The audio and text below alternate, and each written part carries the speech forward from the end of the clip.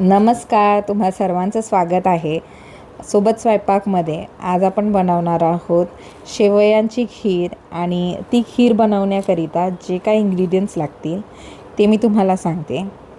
सर्वात आधी तर 1 लिटर असं फुल क्रीम मिल्क मी रात्री आणलेलं आणि ते गरम करून फ्रीजला ठेवलं आणि त्यावर जीही मलाई आली ती मलाई आणि 1 वाटी असा मिल्क पावडर घेऊन मी हे मिक्स केलं आहे. त्यात लम्स नसल्या पाहिजेत. बारीक शेवया घेतलेल्या तशा थोड्याशा, आणखीन चॉप केलेले काजू, बदाम आणि पिस्ता घेतला आहे. वर्टिकली चॉप केलेत मी हे सगळे. आणि 8 ते 9 अशा वेलची घेतल्या आहेत, त्यांचा पूड करून घेतला आहे. मी थोडा दरदराच ठेवला आहे, तो बारीक केला नाही आहे. आणि हवं असेल ते तूप घ्या.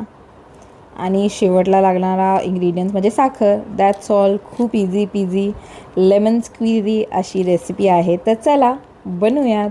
सर्वात आधी गॅस ऑन करून घेऊया. त्यावर पातेलं ठेवा. 4 ते 5 चमचे तूप घाला. ते कडकडून घ्या. तूप कडकडल्यावर त्यात शेवया घाला. मस्त अशा खमंग शेवया तुम्हाला भाजून घ्यायच्या. थोडा कलर चेंज होईल इतका, जास्तही नाही. जास्त चेंज झाला कलर तर त्या खीरमध्ये अशा वेगळ्या दिसून येतील.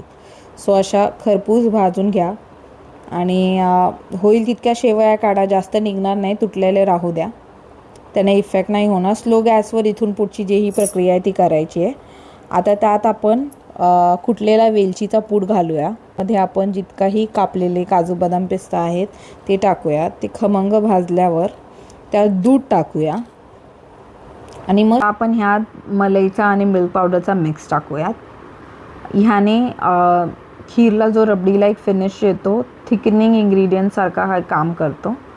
सो आपण ते टाकून वितळून घेऊयात. त्याच्या लम्स नाही राहिल्या पाहिजेत खीरमध्ये. जास्त उकळवायची गरज नाही आहे ह्या खीरेला. 1 वाटी साखर घेतलेली आहे मी. ह्यात वितळून घेऊयात. 10 मिनटं स्लो गॅसवर ही खीर शिजवूयात आणि मग सर्व करून घेऊयात.